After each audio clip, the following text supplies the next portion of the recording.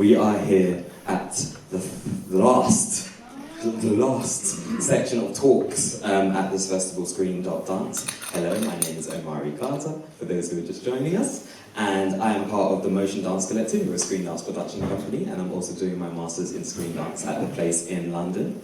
I just wanted to say a quick thing. I was watching a TED Talk recently about the dangers of... Oh no, it wasn't the dangers of a single story, it was... Omari.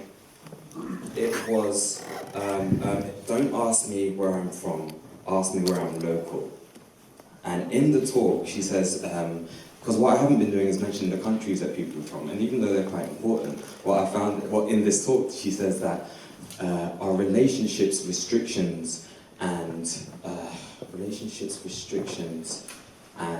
are similar, yeah, between each other. So in Screen Dance, on our journey through Screen Dance, we can relate to each other more on these terms. And I think it's really, it goes to show from all these talks that no matter where we're from or the work that we're making, we still go through these same rituals, relationships, and restrictions. They're the three.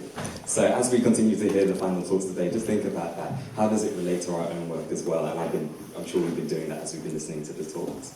So we have some amazing artists speaking today, and we're going to start off with Rodrigo Rocha-Campos, who's going to be kicking us off first, and then we have Yerin Lee, who's going to be speaking second, and then we also have Abby Warrillow, who is going to be speaking third. She's on her way from the train station, so she's going to run in and hopefully be here on time. And unfortunately, Sonia Sabri from Birmingham is unable to make it today. She was going to do a talk today, but due to personal reasons, she was unable to make it. But she's with us here in spirit. Cool, so without further ado, I would like to introduce Rodrigo to the stage. Please give a big round of applause. Thank you. A little curveball. I was expecting to be the second one here, right? So now, this is it. The time has come. So, well, first of all, I want to thank Simon here and Iliana and everyone involved with the festival, because it has been very lovely. Every night I've been either learning, watching, or getting to speak to other filmmakers, so it's really special. So thank you for the opportunity. And I'm going to present this film that I made in 2017. Let me just do a quick introduction. My name is Rodrigo. I'm Brazilian, but based in Vancouver, so I'm kind of Brazilian-Canadian. And I teach cinematography at a film school in Vancouver. And about 5 years ago, I decided to do a little bit of a change because I was getting a little bit like stuck. So the opportunity to do my own film with visuals, no dialogue, the Screen.Dance idea came about. So it came by fluke. I was not like going after it. And I made my first film in 2013. And that film somehow got accepted at San Francisco Dance Film Festival, which is, quite nice festival.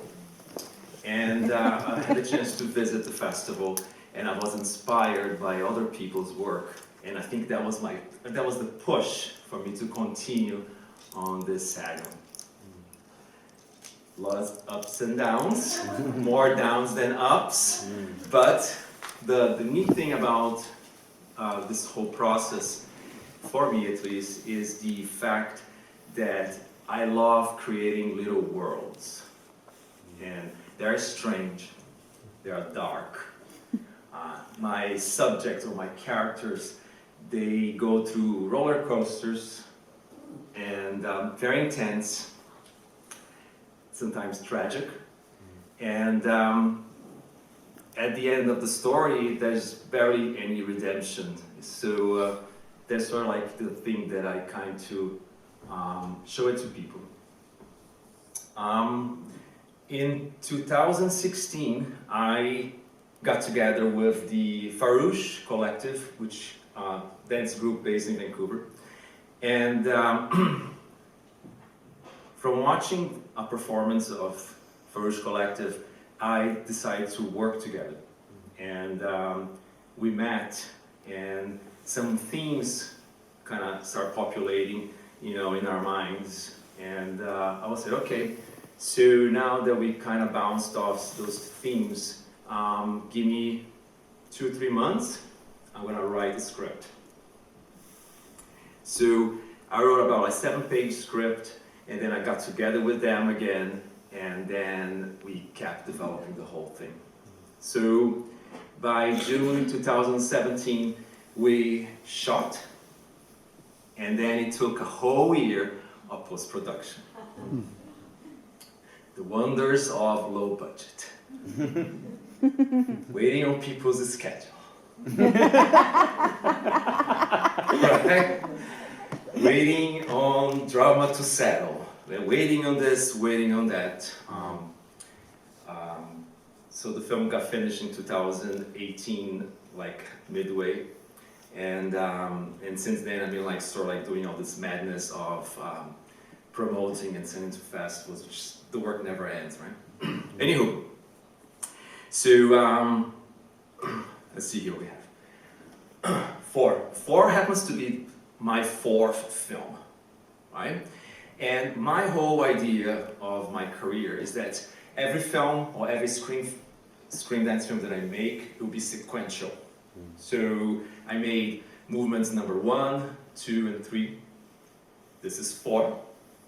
I already shot chapter 5, and then there'll be something called blah blah blah 6, and 7, right? So that is sort of like my idea. So I'm thinking about the whole body of work, right? And I hope that sparks a curiosity of people chapter 5, oh, number 4. So is there any previous work? Is there any subsequent work? So I hope that drives them to kind of dig into my career, into my works.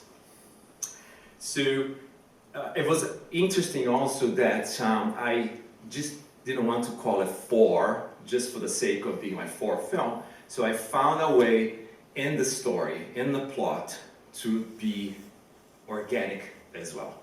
So it's not just a number that doesn't represent much. So I crafted a way that 4 is part of the story. Which we'll see. So pay attention when someone does this. There'll be a tattoo number at someone's neck.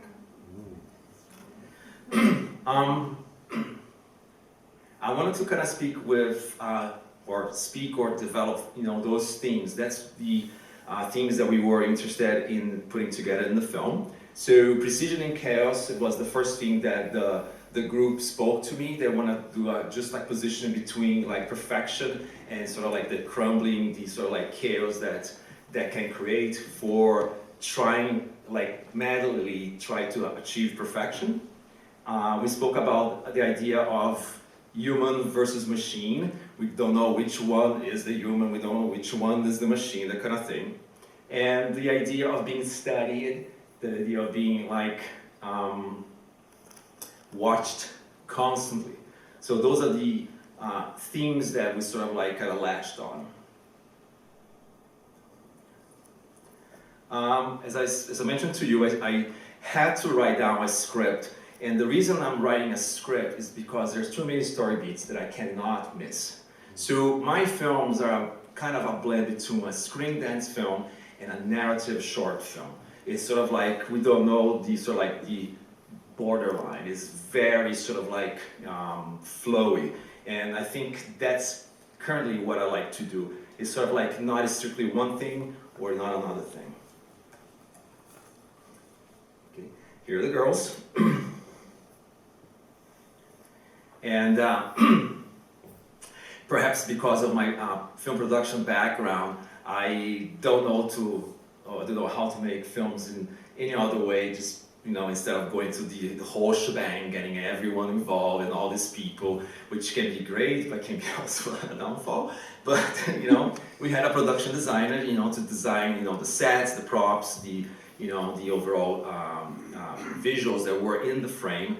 And the sort of like the vibe that we're trying to do is something like very vintage, something that resembles like 1950s, something that kind of resembles a place that is very clinical, minimalistic, and almost like a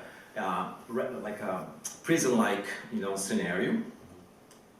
So we brought in some costume designers to kind of tailor some specific wardrobe that we kind of have some of the girls wearing something more generic, uniform-like, while the boss is kind of like, with a different, more like, higher status kind of wardrobe.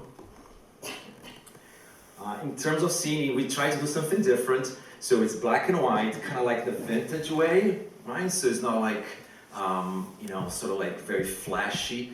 But at the same time, we noticed that because of the drama of the story, it needed to have scenes with a high contrast, so it kind of heightens the dramatic effect. Other things that we kind of started like developing was the idea of this light, right? So there's a source of light in the picture on the left.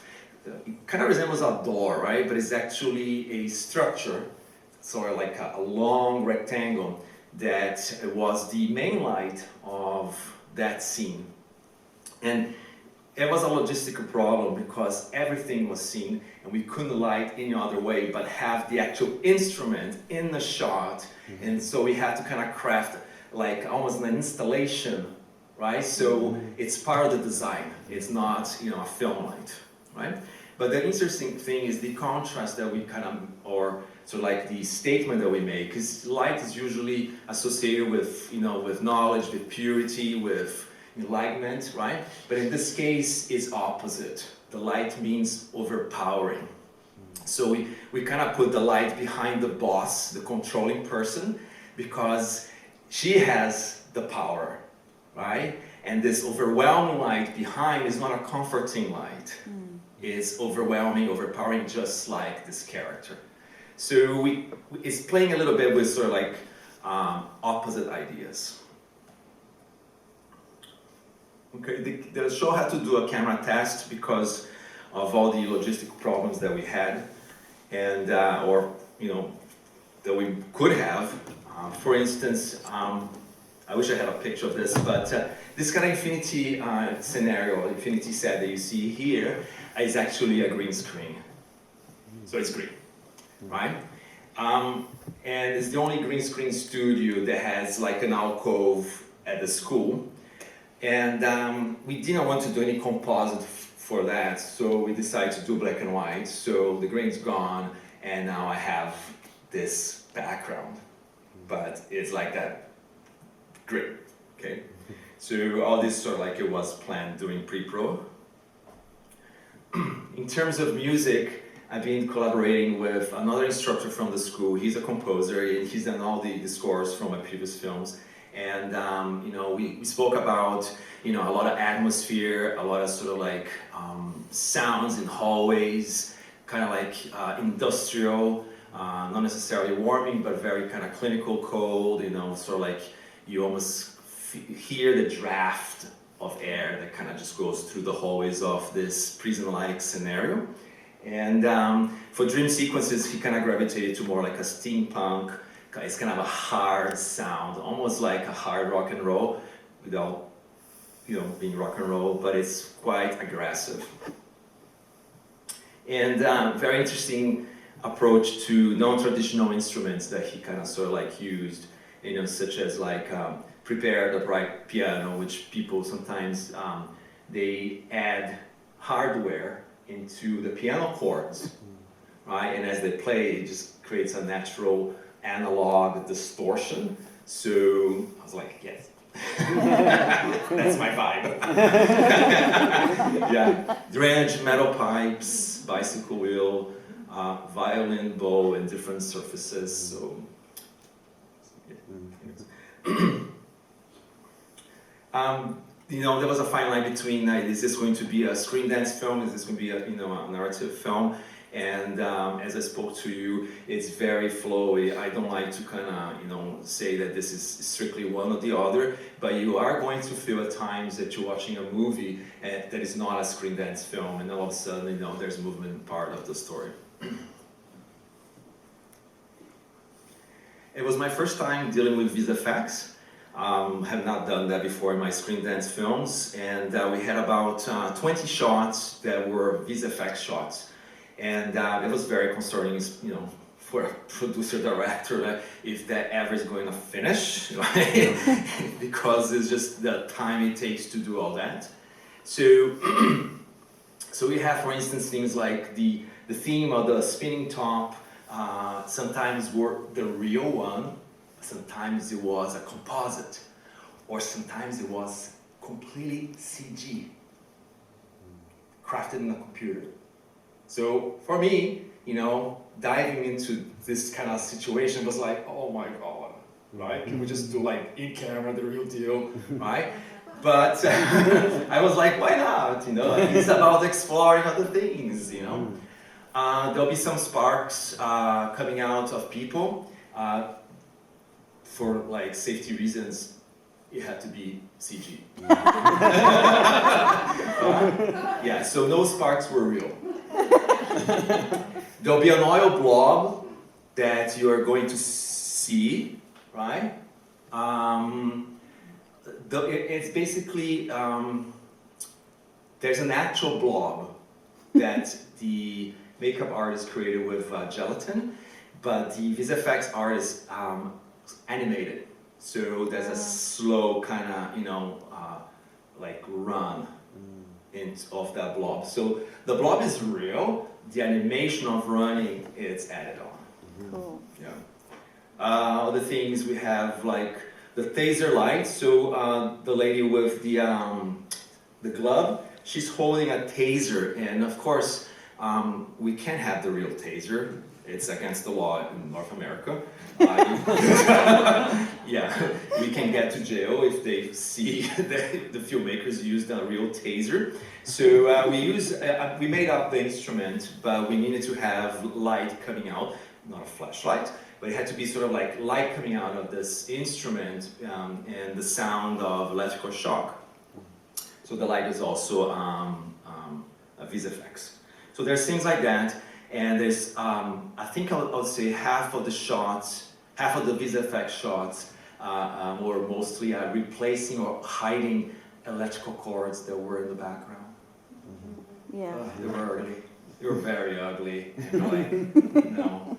So I think 10 of those shots, were about hiding electrical cords. So very exciting, right? So far, I think 12 festivals. It's not all like, yes, we want your film. No, it's not.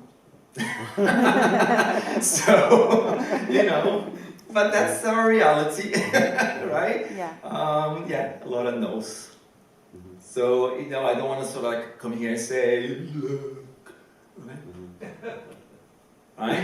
Because the reality is like, one day you're super happy, the other day you're just like, I didn't get it that one. Right? So you can have anything, right? So it's the constant, roller coaster that one day you have, the other day you're like, okay, maybe the next project will make it. Okay. So now the film. So I hope you enjoy. I'm just going to, should I close the PowerPoint? Let me just, if I find the cursor here.